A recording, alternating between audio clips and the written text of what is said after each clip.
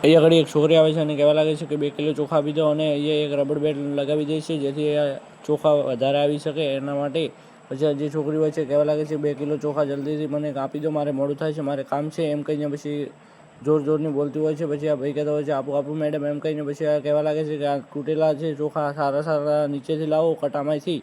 એમ કહીને પછી જે બીજું કટું હોય છે એની અંદર આ નાખી દે છે. અને પછી કહેવા લાગે છે કે હજી તો 2 કિલો થતા જ નથી, એમ કરીને કહેવા લાગે છે કે ફરી તમે સારા ચોખા લાવો, આ તો તૂટેલા છે એટલે 2 કિલો નથી થતા.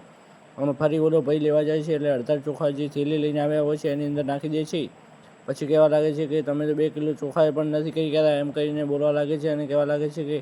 આવી રીતે થોડું હોય, એમ કહીને પછી ભાઈ કહે છે કે 2 કિલો ચોખા કેમ નહીં થતા, એમ એ પણ ટેન્શનમાં આવી જાય છે. અને ફરી તે અડધા ચોખા લઈ લે છે જે થેલી હોય છે એની અંદર, અને પછી રબર બેન્ડને પણ નીકાળી દે છે અને કહેવા લાગે છે કે તમે સારું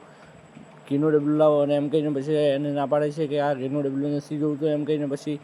2 કિલો ચોખા થઈ જાય એટલે પછી એ પણ આપી દે છે. અને પછી થોડી વારમાં એક ભાઈ આવે છે અને કહેવા લાગે છે જે તમે કર્યું એ મેં જોઈ લીધું છે અને હું એક પોલીસવાળો છું, તમે આવી રીતે કેટલાય દુકાનદારોને છેતરતા છો. ત્યારે આ છોકરી કહે છે કે જા અમે એવું નથી કરતા, એમ કહીને પછી આ પ્રૂફ બતાવે છે. અને પછી કહેવા લાગે છે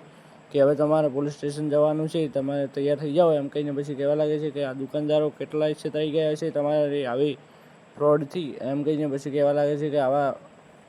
લોકોથી ખૂબ જ બચીને રહેવું, અને પછી અમને પોલીસ સ્ટેશન લઈ જાય છે.